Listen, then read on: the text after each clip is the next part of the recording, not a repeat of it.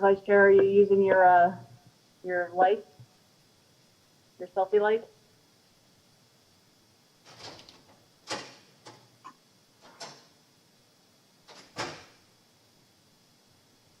I thought so.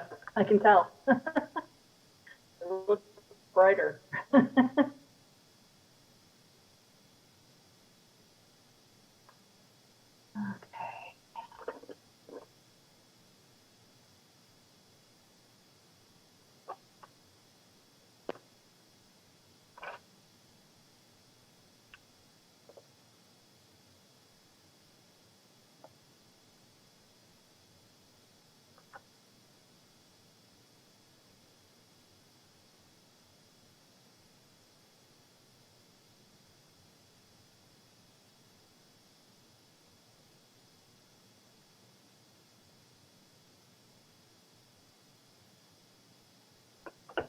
Ready? Good evening. This is the Community Redevelopment Agency regular meeting. It is Tuesday, August 25, 2020 at 5:30 p.m. Can you please call the roll?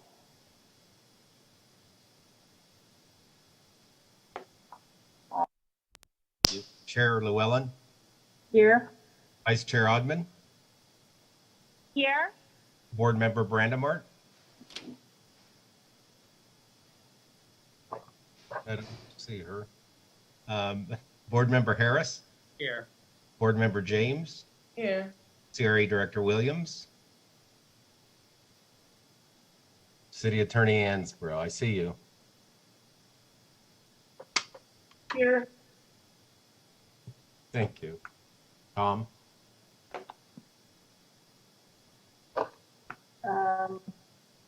It's my understanding that Board Member Brandon Marty is not going to be joining us tonight. Is that correct? Does anybody know? What did she say? That Board Member Brandon Marty is not joining us tonight. Yeah, she's not joining us tonight. So, Okay. yeah. I don't know if we need to make a motion or anything with regard to that, or Yes, I'll make a motion to excuse Mr. Brandon Martin. Second it. all in favor? Aye. Aye. Any opposed? There was one citizen's comment for the CRA tonight, but my understanding was that that is being deferred to the commission meeting. Is that correct, City Clerk? Yes, ma'am. Okay. So we'll hold off on that until then. Next item is administrative reports. Executive Director? Good evening, board. I just wanted to first clarify some things based on some commentary from our previous special meeting that was held on Friday. There was some concern raised about having a special meeting, and the CRA secretary and the CRA attorney provided me with some information that I did not recall at the moment during the meeting, but it's from our bylaws. So the CRA has bylaws. And part of it reads, in addition to regularly scheduled meetings, special meetings of the CRA may be held by call of any two members, the chair or the executive director. Advance notice of the special meeting shall be given to all available CRA board members, and it will specify the purpose of the meeting. So I just want to clarify that I did submit a request to the board saying that someone had requested to have a special meeting. I did receive confirmation that there was additional support to have a special meeting, and that the board was notified that a special meeting was desired and the purpose of the special meeting. So I just wanted to make that clear for everyone on the board. That's based on our bylaws. The second thing I wanted to share is that the executive director position posted today. I have been working with the Human Resources Department, and that advertisement will close on September 15th.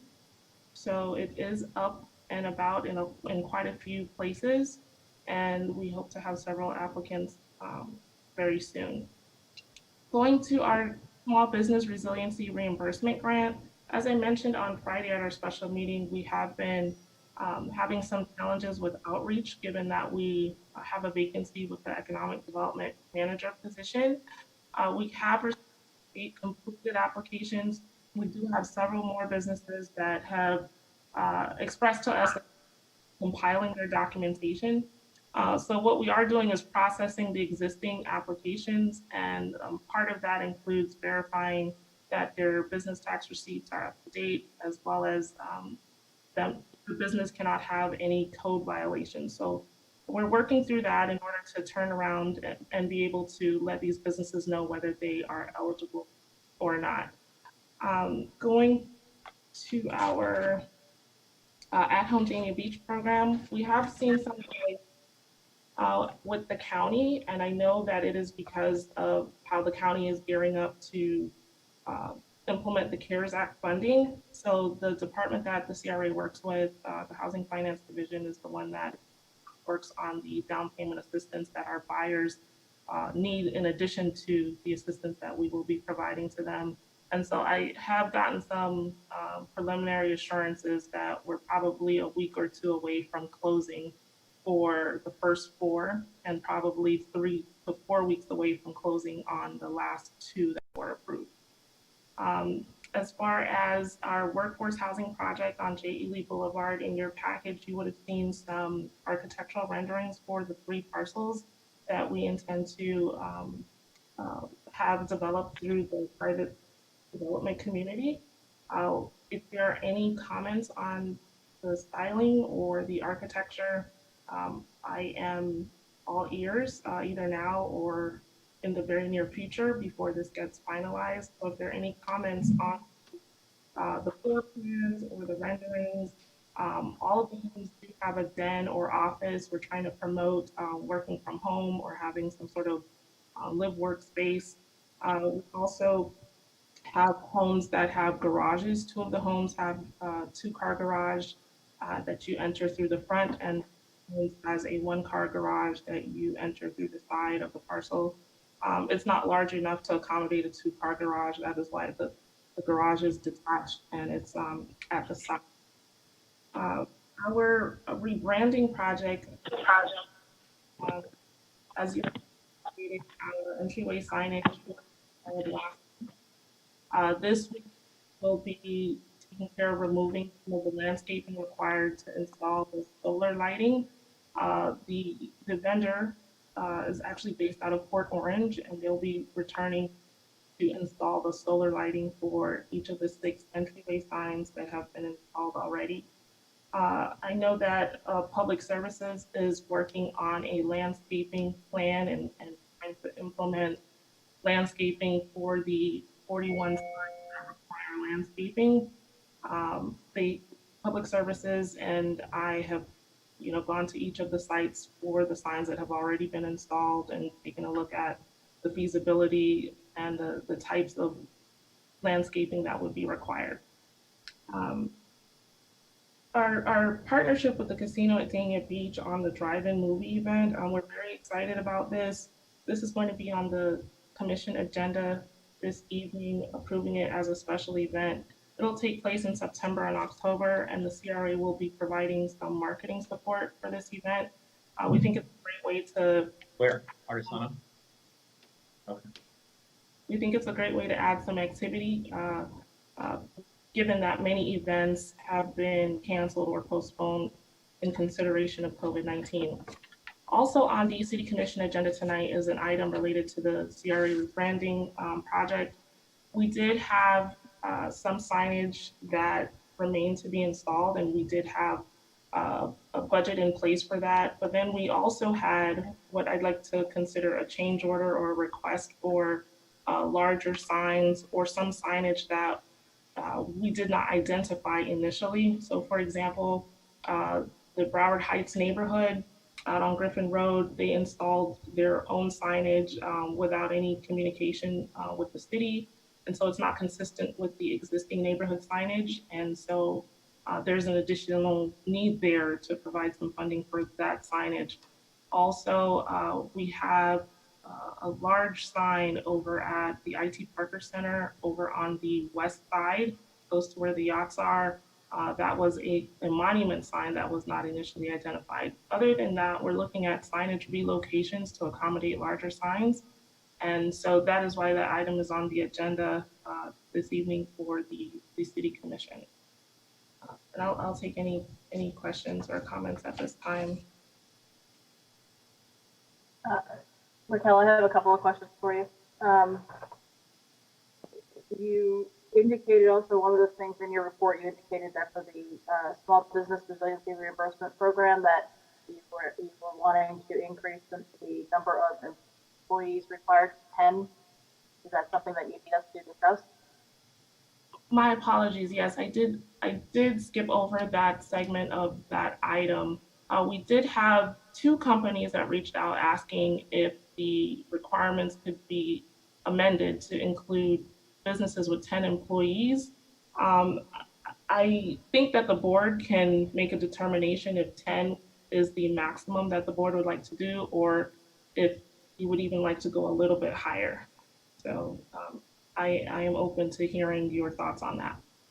I would prefer to keep it at 10 because you don't want to get too big because then you end up not being small businesses anymore. So I'd recommend moving to 10. And I don't have a problem with that. If anybody else is with that, if we can get consensus on it.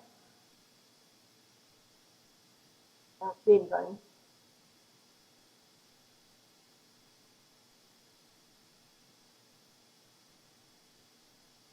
Anybody else have anything to say about that? I think they're all muted and maybe can't unmute themselves. I can't unmute them. Okay, I'm not able to unmute anybody. All right, work for James. I would prefer to leave it at 10 as well. I think if the wider we open it, the more people that we will not be able to accommodate. So I think we move it to 10 and see the response, and if something else needs to be adjusted, we do that. Do we have a third person who would agree with that? Vice Chair, Board Member? Yes, you need consensus for it? I think that's what we're looking for here, yeah. Yes, you have my third. Okay, so go ahead and increase it to 10. Thank you. That's my first question. And then I also wanted to ask you about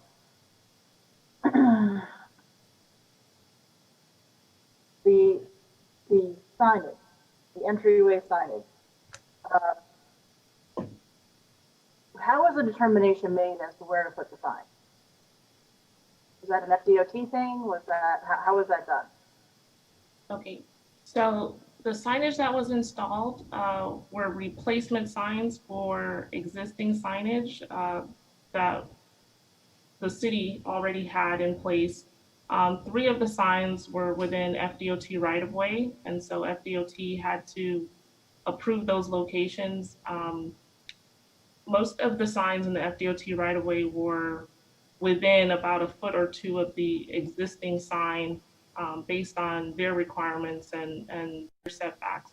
So the signage that you see is a replacement for existing entryway signage in roughly the same location as where the signs were before. Okay, because the ones that I have questions about are both on Griffin Road. There's one on the corner of Ravenswood and Griffin, and there's another one on in the middle of an island, a median up near the Greek restaurant. And I don't recall seeing signs there in the past.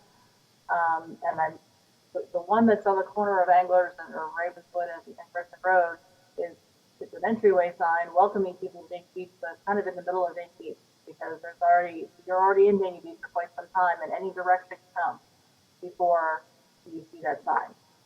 The one that's further west, I'm not really sure why that section was chosen. I know that there was a black olive tree there that is, I believe, since been removed, but that's not really where Dayton Beach ends, and I don't recall there being a sign there previously.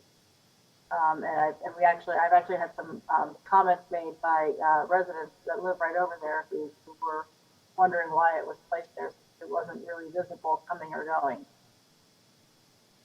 So the sign on Griffin Road in the median close to 34th Avenue, we already were aware that there was some issues with a tree there, and the plan was always to have that tree removed.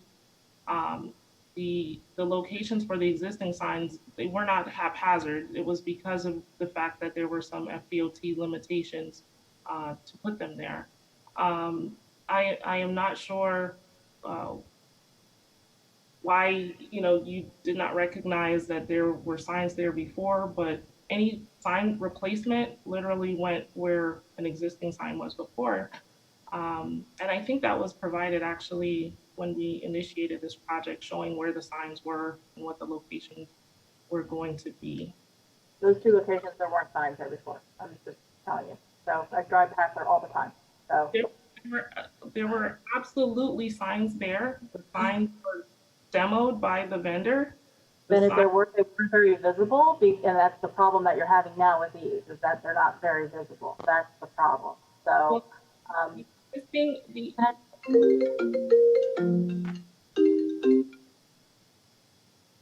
um, old signs are actually like half the height of the new signs. So the visibility and the color, I think they stand out very much. They have a very large presence on the road in comparison to the previous sign, which was much shorter but wider. I do think that a lot of people have reached out via our social media and have noticed the signs. Again, we've only put them where they were before, and we do have the vendor that had demoed the old signs first, removed it, then installed the new signs. I've heard you say that multiple times. I'm just telling you that it's something that I think is an issue. And I have actually, because I live over that way, I have heard from numerous residents that they are not happy with them based upon their location. And that if they were, if you're going to do, like I know there's one, I think there's one on 30th, which is fine because I remember there one being there. That is where you're coming into the city. That's fine. But in the other two places, it just doesn't make any sense. I'll let somebody else discuss it if they want to, but let me, one other thing I wanted to mention, I had a question also about the workforce housing project on J.A. Erie Boulevard. You mentioned in there, you're putting in room for an office or a family room or den to promote working from home. I thought those were supposed to be first responders. Is that correct? Those particular homes are supposed to be for first responders? So there was a discussion about who should be eligible to purchase those homes, and that discussion kind of transitioned a bit. Initially, it was all for public safety or first responders, and then I know that teachers were also included. Also, first responders typically, they may have a spouse or a family member who is also a working person, or children who study or are in college and that can utilize that space. So that would not preclude a first responder from, making use of that type of space. Just wondering if it might be better used for a bedroom or something else so that you can house more people as opposed to making it more for a work at home situation. Because if there are people that aren't generally going to be working at home, then it doesn't really seem like that's something that's going to be as needed. Anyway, there's my only comment. Board Member James, you had your hand up first, I believe.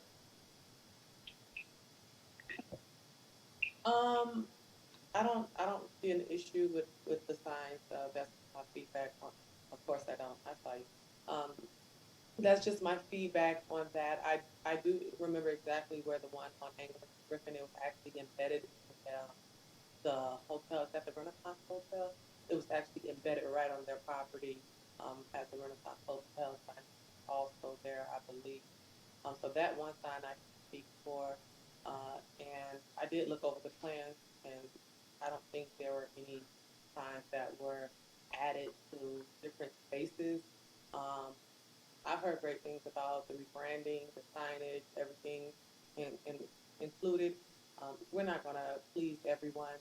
I think that we've had a very transparent process in this. This has come to us throughout the entire process, from showing us how large the signs were going to be, then came back and changed that because of discussions that led that way, to placement of the signs, to even down to how, you have to maybe put a few feet over this way or that way because of solar lighting. So no, I don't anticipate wanting to spend more money for another change order of things that we've had at our disposal for a very long time. And you're right, we did initially, about 3 years ago, have a discussion about those properties on JA Ely. Initially, the conversation, if I believe, was to have it for first responders and educators. I remember that I then stated that I didn't want to just put that type of restriction on the type of home. I feel like anyone who qualifies for the finance for that type of home and wants to live in our city is from our city. I think that it is fine. It doesn't have to necessarily go towards a teacher or a first responder. There are a lot of other professions that are very, very important to our society. So I know that one of them, the one on the corner, was supposed to be meant for a police officer, but I don't mind if it's not a restriction on who live there. Potentially coincide. Those are my remarks. Board Member Harris? I want to ask Raquel, when I saw you the other day at the sign outside the Miami Subs, which is, it's a very busy corner. It's very kind of flooded. Is there some additional landscape plan that's in place to kind of clean up that corner because of their raggedy ficus they have there? I mean, are we gonna? I haven't been by there at night. Does that sign light up, or is there any kind of solar-powered light that would react to the amount of streetlights that are on that corner? And then also the sign at the, I think it's Southeast 11th Terrace and Southeast Fifth Avenue by the Linear Park.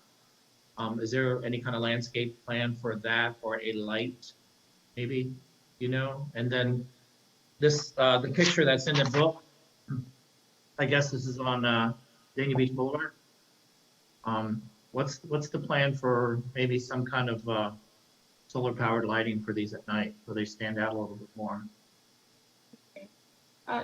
So for the 4 entryway signs that are not in the median, there will be a solar panel installed on a pole adjacent to the sign. For the signs that are in the median, there will be solar lighting that will be lower on the ground so that it doesn't block the view of the sign. That lighting, sorry, I paused for a second. So there will be solar lighting for all of the signs.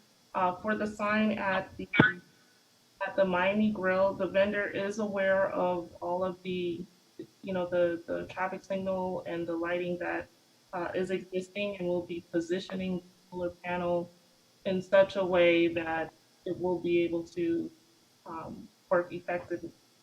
The linear part, there wasn't solar. We were a little sparing with the solar lighting because of the cost. And You were a little, I'm sorry, you're breaking up a little. You were a little what? sparing Okay. with the solar lighting. The solar lighting that you see now at any of the parks is really tied to parks that have a community center with nighttime activity. So that's IT Parker, PJ Millie, as well as CW Thomas and Frost Park. It's being planned for the signage closest to the building at those facilities.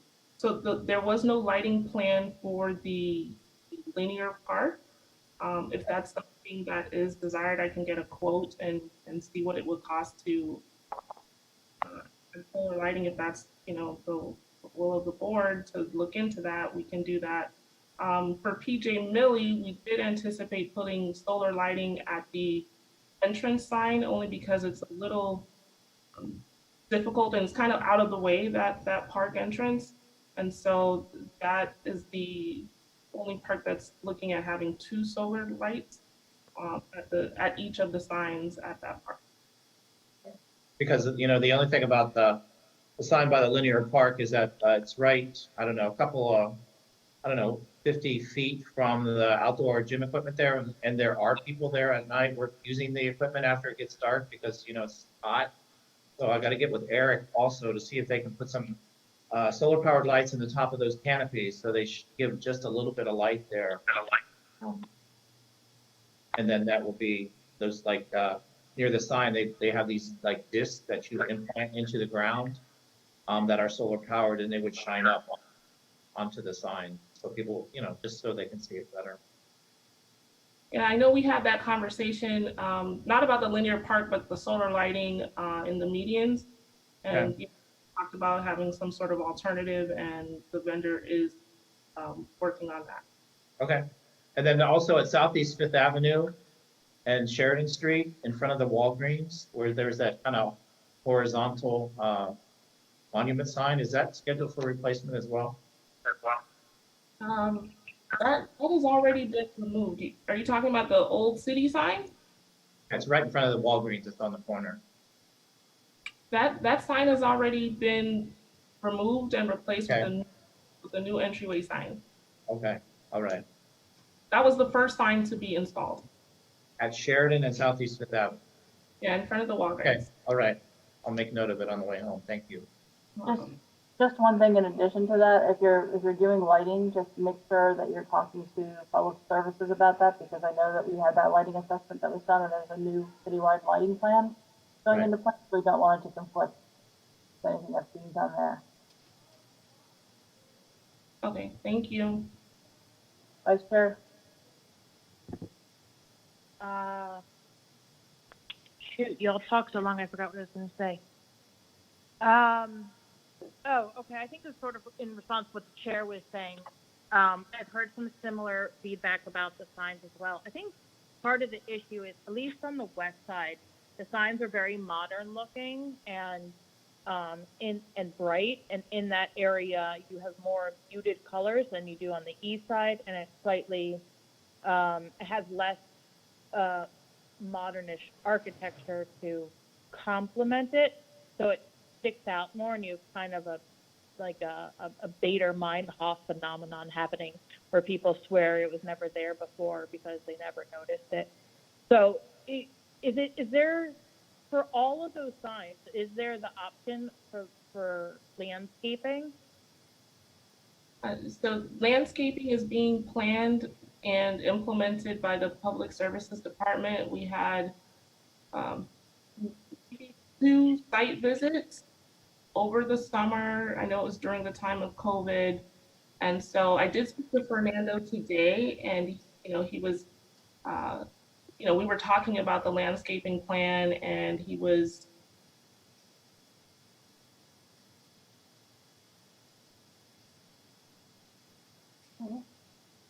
I'm sorry, I think my Wi-Fi is acting up a little bit. I'm sorry.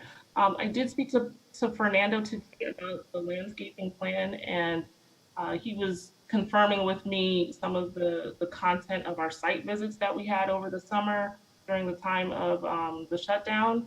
And so I know that Public Services is working on implementation of the landscaping plan. I think there may be 3 signs that have already been treated with the landscaping. So I'm not sure what the order is and what the time frame will be, but I know that Public Services is working on it. I just think that it's something that somewhat of all the options is the cheapest option to modify the aesthetic and to bring down the modernism to some degree. So I don't know if they're all getting the same landscaping design, or if that's something that that we could take a look at. But that was my main complaint I heard over here, is that it sticks out like a sore thumb, and I think that that's the reason it's sticking out, is because of the contrast in architecture design and in color choices, and with some, I don't know what exactly charming landscaping would look like, but if you had something like that in addition to it, I think that could make it look a little bit more in line with what you see, at least here out west. That was my input. Thank you. The only thing What I add to that is I'm just curious, was SDOT even asked if there was a possibility of moving like the one sign further west or moving into a different location? Because just because the sign was in a particular location in the past doesn't mean that it's the right place for it. We did ask FDOT that question. Yeah. And they said no, it couldn't be, or They said that the sign being where it is right now is in line with what their requirements are. So when they were looking at additional medians going either to the east or to the west, that was the ideal location, is what I was told. So it's And not that we just said, okay, the signs are there and they have to remain there necessarily. And in addition, there is room for more signage. If down the road there's a desire for additional signage. So for example, when you exit I-95, you know, at Griffin or at Sterling, you know, I think that there's opportunity there to expand on the entryway signage in new and additional locations to complement what we already have. it's just, I'm not just talking about that one, I'm also talking about the one that's on the corner there of Anglers and Griffin. And the concern that I have with this is that it, once again, it is keeping the annexed portion of the city separate. And it's putting a dividing line, basically, that says, oh, now you're welcome to another part of Dayton Beach, as opposed to making it all one cohesive city. So that's the concern, and that's what I'm hearing from people. I literally, when the sign was going up, my phone was ringing off the hook because people wanted to know what it was and why there was a sign going there, because they didn't understand since it was right in the middle of what is considered to be safe. So, you know, it's something you just need to think about and see if there is something else that could be done, because I do think that it's going to be there a long time. So, you know, and the people that live there are part of the city. That includes myself and a number of other people. Vice Mayor lives out there too. And it's not really, you know, fair to one part of the city to constantly be made to feel like they're separated from the rest of the city. Next item is presentation. Budget presentation follow-up. So after our budget discussion and in light of the fact that Board Member Brandon Marty is not participating in this, I'm sorry, Board Member James, you have something? Did Board Member James, did you have something to add to the last discussion, or is it something else? No, I was trying to get my hand up before we started this discussion. I did have a conversation, and it was a request of Commissioner Brandon Marty that budgetary issues are issues that are important to her. It was a request that we didn't discuss them, so I'm not sure what Michelle has planned or not. But I just want to publicly say I'm not going to be a part of the conversation without her knowing how passionate the conversation is. I'd like to ask, what was the plan for your follow-up discussion tonight? Is it just a matter of approving something, or did you have further discussion you wanted to have? Well, based on our meeting, our special meeting on Friday, I wanted to follow up with a discussion on property acquisition and vacancy within the CRA district, as well as the rental assistance or the foreclosure prevention or you know, whatever Board Member James brought to the discussion, just as a follow-up. But I do think that we can wait to have this discussion at a future meeting or perhaps at a future workshop, or I can, you know, really send you all some information via email, and then we can have any necessary discussion. That's fine. It's just that if we don't have time before our budget has to be approved, and this is something that has to be discussed before the budget has to be approved, then I think it's something that's going to need to be discussed. So we don't know if we're going to be able to get another meeting set up in between now and the next meeting. Is that fair, or is that not true? Well, based on the poll that I did for workshop dates before we schedule the special meeting, I think that there is an opportunity to have another workshop, or I'm sorry, to have a workshop if necessary. So the dates that the group provided, I think we do have room to have a workshop if necessary. But again, there hasn't been a request to have a workshop as of yet, but there may be. Okay, if there's going to need to be another workshop, please don't rely on those dates, because I know when I give you dates, I gave you 10 dates plus weekends last time, and you ended up picking one of those dates that was on a Friday night. I get rid of my other dates. I take them off my calendar as being held, so they may not be available any longer. So if you're going to set something else up, then you're going to need to send around another request, just so you know that. But my concern is that if there's something that needs to be discussed before the actual budget approval process is completed, that's something that needs to be done quickly. And if it can't be done, if it's not necessary, if this doesn't have to be part of that discussion, then it's irrelevant. But if it's something that needs to be part of the discussion before the budget's approved, then that's something that we really seriously think about here and make sure there's enough time to have it done. Board Member James? Yes, I'll just speak. I know that all of us may have gotten the same information. I've gotten the same information from, can you hear me? No, Oh, I don't know why. Is this better? that's better. I know that many of us may or may not have received emails from the county, things that they are discussing tonight. I know that in speaking with Mayor Holden, um, he let me know that there are, Commissioner Dan Rich and as Morris himself, they have sponsored items. And the things that we really need to think about, and with this budget, are the rental assistance.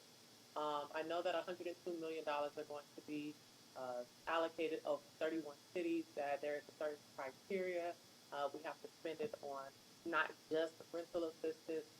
There is some type of formula that helps you dictate where what money goes. I am waiting to see how much money is going to be allocated for rental assistance and what those stipulations are. Now, I know that there was another discussion that was had with the county to combat affordable housing, the crisis that we are going through.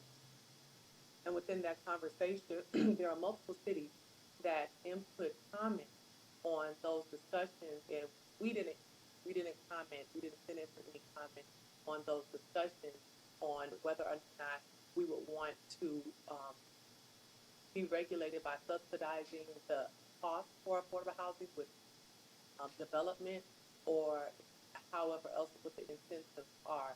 Now, I am concerned about that model because even though it says on the map that, on the report that they will be mandating this affordable trust fund and amendment to it for Broward County that we would have to abide by, it also stated which areas were exempt from it.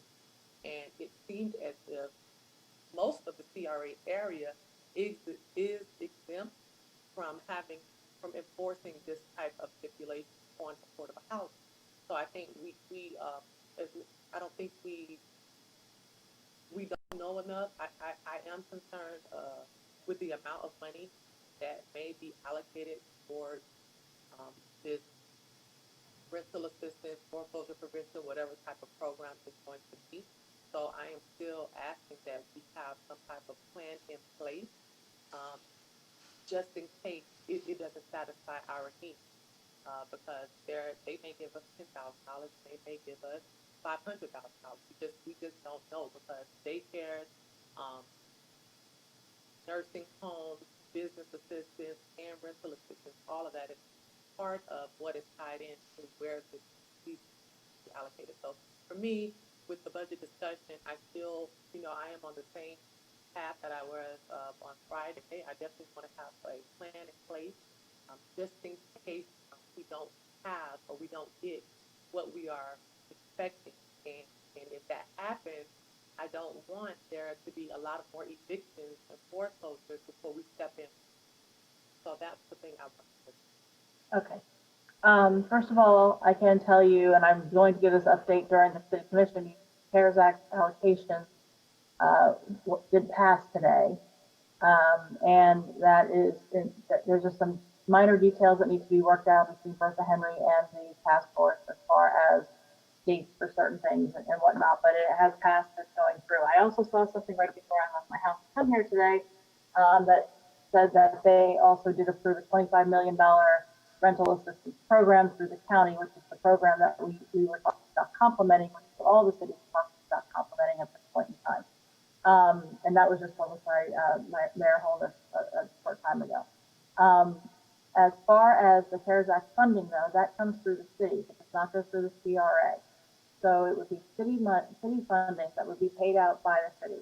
So again, I don't know that this is the appropriate place to be discussing it. It's something that I think we discuss through the city commission, because that's where the funding would be coming from, and that's where we would be able to use the funding.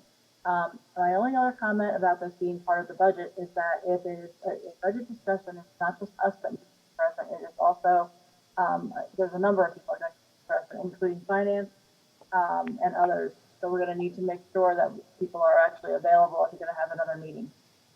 So, Board Member James, can we please wrap this up? Oh, thank you.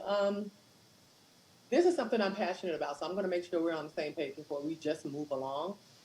So for me, I'm not saying that the money is going to come to the CRA. That has nothing to do with what my request is. My request is to serve on this board. My request is about this community, the CRA district. And my request specifically speaks on funding that will be from our budget, not the CARES Act that will be given to the city. But my request would be to make sure the CRA has something in place for the most vulnerable area in our city, who we serve currently on this CRA board. So that's what my request would be. It would be to make sure that we are truly serving in this pandemic. If big companies are losing their businesses, if people who have $1 million homes are losing their homes, I know for sure the CRA district is struggling. I've seen it firsthand. I've seen it with the residents. I've seen it with the businesses. So although I am going to get with Anna to make sure that I agree, or we agree, or we discuss the stipulations that is going to happen, or I even understand the stipulations of the programming that is going to happen. However, I haven't heard a single thing about the city having any such program in place or planning to have in place. So again, as a CRA board member, I'm only speaking of funding a program for the CRA. The county already has rental assistance, and a lot of the people who really need them in these communities don't even qualify for them. So that's my reasoning. That's why it is appropriate to speak at the CRA level, because those are the people right now who I represent. I represent the Community Redevelopment Agency, area, and district. And so I really want to make sure that we have adequate amount of funding in place, or a program. If those people are in need, we should have a plan in place to help them. Thank you. And again, Rochelle, if you're going to need another meeting in advance of finalizing the budget, I would suggest that you would put it next, so that we can have dates available prior to the budget finalization. Okay, so I would suggest maybe tomorrow morning send out some dates that are available, see if people can make it or do something, because I don't want to end up having this happen at the last second, and then all of a sudden there has to be a special meeting if two commissioners want to have one. So let's see what we can do to go along. Okay? Is that okay? To send out a request to have a workshop if a workshop is desired? If a workshop is desired, if that's what needs to be done, then let's get the dates out there, because I don't want to wait until the last second and then all of a sudden there's nobody available. So. Vice Chair. Is a workshop necessary, or because we had already spoken about it at the previous workshop, and we had made that decision there, can't we make it now? Or why does it require an additional workshop? Because apparently Commissioner Brandon wants to be a part of the discussion. Okay, sorry, I didn't know that it was because of that. That's where it started. So if that's what needs to be done, then we need to get it set sooner rather than later. If it doesn't need to be done, and it's something that we can just, make a decision on, then so be it. But, Okay. at this time, I mean, No, oh, understood. If this is about Commissioner Brandemarty, then I didn't mean to be disrespectful. I didn't realize that was the factor. Okay. Yes, Vice Chair, this isn't something that we could not discuss at the commission workshop. Just as we did last year, we didn't have an additional CRA workshop. We put the request in there. It's already been considered for the program. So I didn't want to discuss anything today that we would have to vote on today. And so that's what the request was. So I'm only discussing it because the chair had asked to, what the discussion would have been about. So, I'm being respectful in that regard. However, we could just, if by the time the workshop, if we figure out what we need to figure out, we have the funding source from the city and we just approve it through the city's budget, then the CRA could just implement it in their budget. It does not have to be an additional workshop. There is precedent for that. If there is consensus in one meeting, it could impact the way that the budget is repackaged for the CRA, whether it's a city meeting or a CRA meeting. The goal is just to make sure that we have a budget put together that reflects the will of the board, and your discussions at any meeting could impact what is deemed to be the will of the board and what is presented to the board for approval at a subsequent CRA board meeting. So I hear everyone and it is understood. okay. I just want to make sure though that since we're making this concession for board member Brandemart, that same concessions need to be made for others. We're not going to simply have a discussion. It needs to be everybody there if that's the situation. So anyway, next item is the consent agenda. Are there any polls?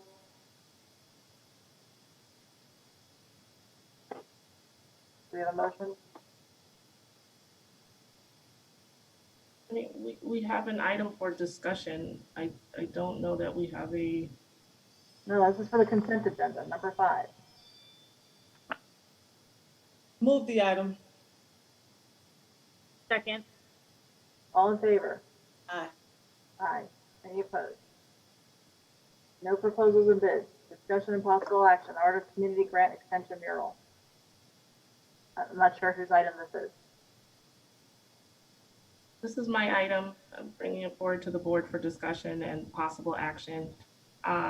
We do have the Art of Community Grant funding still available with Gary Moore, the selected artist, and we have been working with Mr. Moore to develop some visual depictions of what the markers and what the mural will be. I'm coming to the board today because the Community Foundation of Broward has authorized an extension for us for this project in light of the fact that they wanted to see a more grandiose artistic rendering, much larger than what the markers would be. We have identified a privately owned building at the corner at Dania Beach Boulevard, close to the train tracks, just across from Fire Station 1. The owners have consented to having a mural placed on their wall. This is a great opportunity for public art. I wanted to have the discussion primarily because we would be using some of the grant funding on a privately owned building. As you know, we have talked about public art in the past, and the CRA plan does allow for investments in public art. I just wanted to make sure that before we administratively go through the process of extending, I wanted to have the discussion about the mural aspect as it was specifically requested. The location is ideal for those passengers on the Fright Line and for those going back and forth on Dania Beach Boulevard. I think it is a significant location in the fact that Dania Beach is it has history as a railroad stop and a farming community. And so the location at the track is ideal to help tell the story of the legacy of Dania Beach. So I wanted to get some feedback. The rendering is, I don't want to say that it's preliminary, but it could be tweaked a little bit. But we want to go ahead and get moving with this project in September. We will be, if you consent, we will be working with the CRA attorney to develop an agreement between the property owner and the CRA to make sure that we have a understanding of what the maintenance will be for the mural, making sure that we have all the insurance requirements in place, and identifying who will be responsible for what. I am very pleased that this property owner has agreed to have this mural placed on their building. They really do want to be a part of visually depicting some of the greatest aspects of Dania Beach and its history and legacy. So I just wanted to get some feedback from the board and get some consensus on being able to put this mural on that particular building.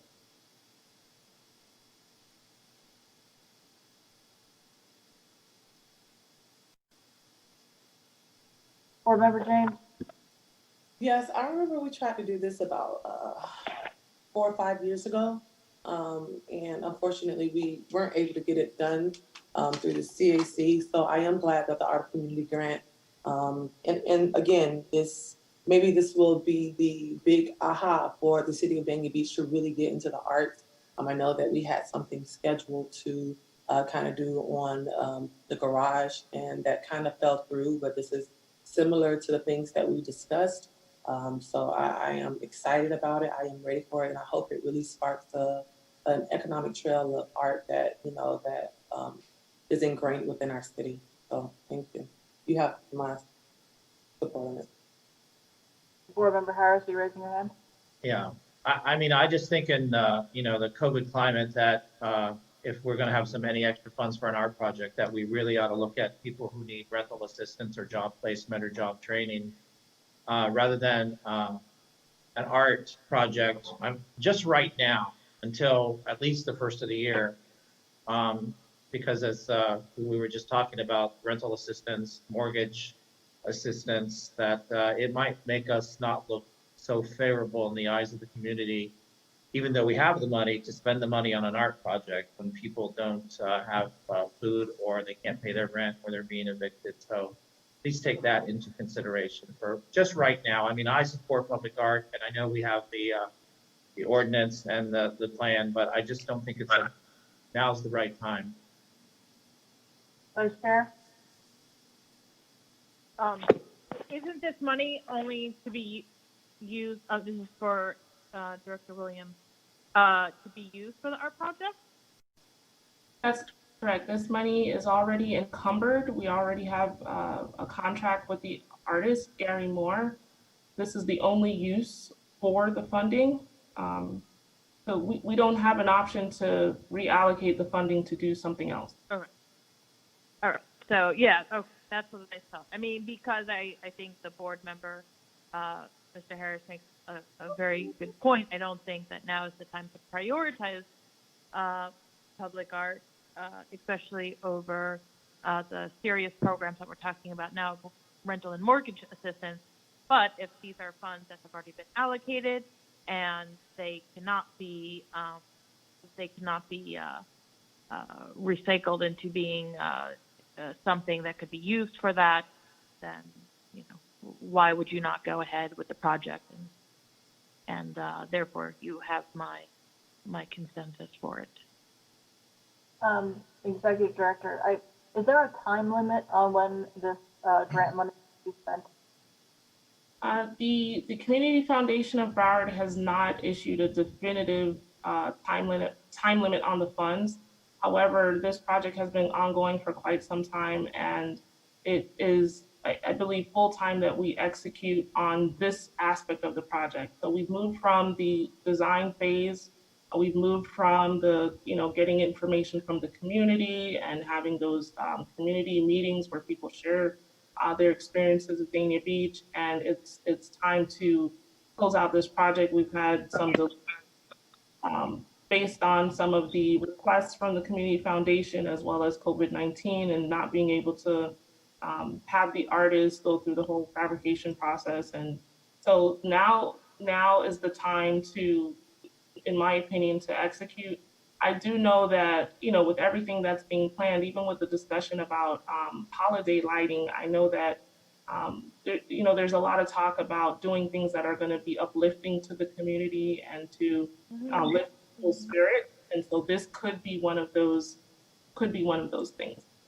I mean, I like the idea of the mural. I'm glad that there's a private building that's willing to allow us to put a mural there. I don't have an issue with that. I have an issue with the historical aspects of it, and I'm actually thinking that this is something that might be better going through our historical society that now does have a board, and it might be something that they might be able to get involved in as well in order to determine historical value of certain things and discussing what would be the things that would best represent the city.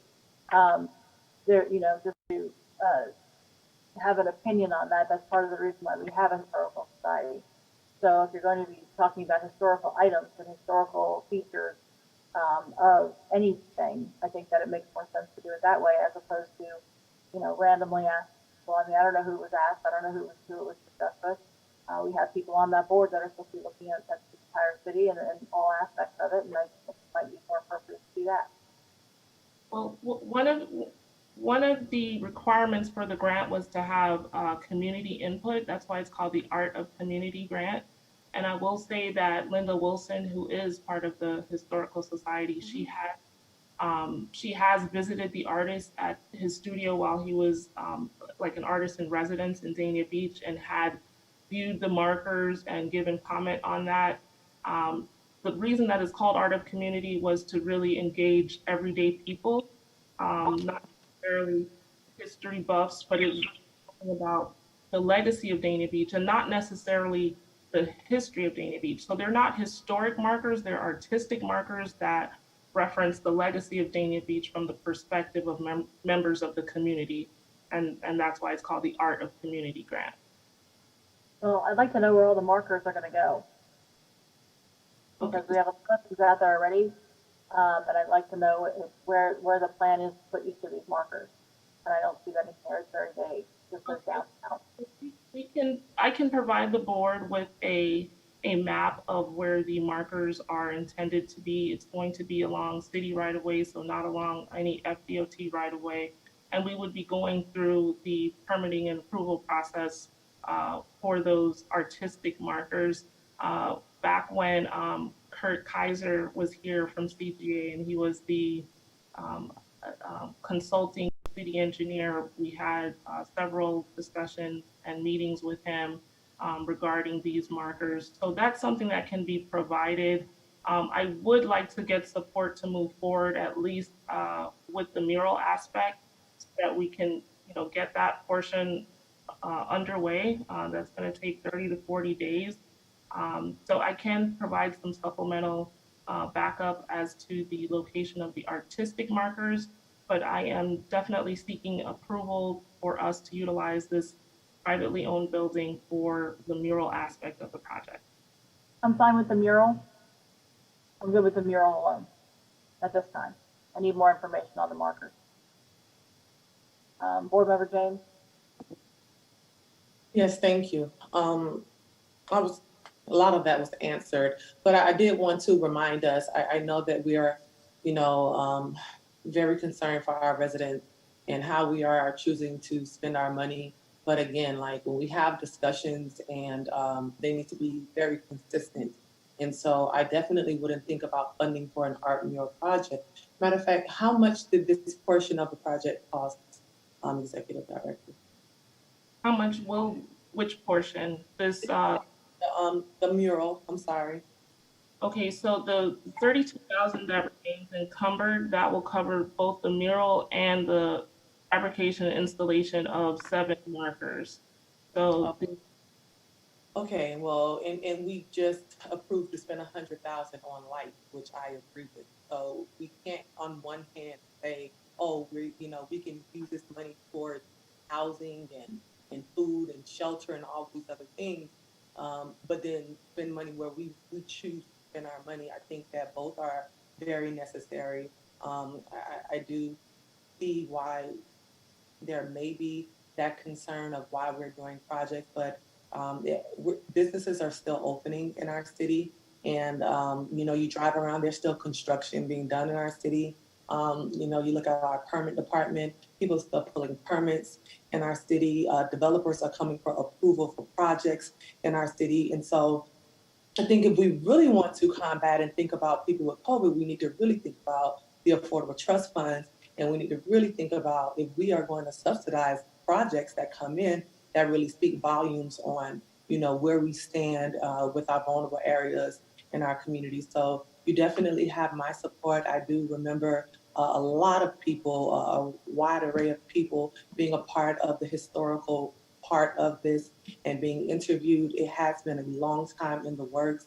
I remember visiting personally uh, the where did I went up there to the people who granted us this is slipping my mind, but they were past due and ready for this project.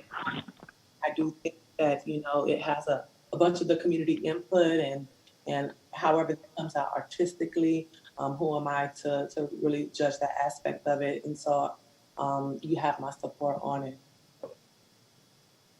So I think you have consensus to work on the mural and get that moving forward. I don't think there's consensus for the markers at this point. And like I said, I would just like some additional information. I'll send you an email asking specifically what it is that I'd like to see. But I don't have a problem moving forward with the mural at all. Can you just clarify, you're asking for the locations for where the artistic markers will be? There's going to be a lot more information than that I need from you, but that's part of it. I want to know specific locations. But there was literally hardly anything given to us with this. So there's hardly anything that was given to us with this. So as far as backup, I'm going to ask you for some additional things that I'd like to take a look at before I go ahead and say yes to the markers. But the mural is fine. Okay, well, I'm not sure what additional backup will be needed, but if I am clear on what it is that you're looking for, I will certainly be sharing with the entire board. I do want to go ahead and get this going. We can do the mural as the first aspect, and then we can hold on the markers pending future discussions. If you could provide me with that information so I can have the opportunity to pull that information if it exists and be able to put it on the next agenda, that would be great. As with anyone, I just want to satisfy myself that what I'm voting for. So we're all entitled to have the information we need. So I will send you an email and I will request the information as soon as possible. So go ahead with the mural. You have the consensus for that. And Okay, so Tom, I just want to clarify, we can go forward with the extension, we can do the mural aspect and just hold on the other portions.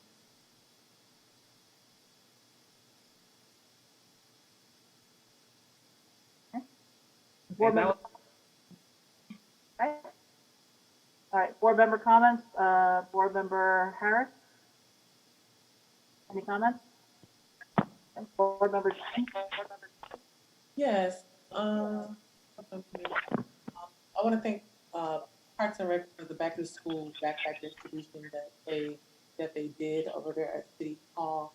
I do want to remind members that we have patch value items now, and they're really cute.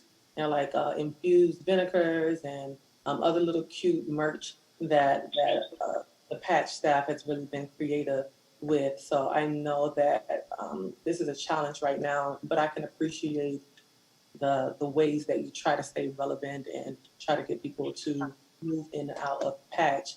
I do have some questions regarding patch usage and if that could be tied into, and I think you've told me this before, but I don't really remember, being tied into like maybe school goes back in, some field trips, or even while we're virtual learning, having that as a teaching tool or a teaching point that maybe even a teacher can go out there and kind of utilize our patch and understand, germination and everything else that I'm learning all over again as a third grade teacher. I am excited about the the drive-in movies that the casino is going to have. And I am looking forward to getting out, even though staying in the car, but getting out the house in order to enjoy those types of amenities. I have been in contact with a lot of the individuals, and so I do think that business individuals. So I do think that extending that to 10 employees will benefit a lot more of the people. And I did see in some of the emails from the county that they are reimbursable. So I am excited about that as well. That we have an opportunity to get some of the funding back that we showed in great faith or good faith that our concern and our willingness to help our community and our economy. So thank you. Vice Chair? No comments tonight, thank you. And none for me. So with that, we'll be adjourned until 7 p.m.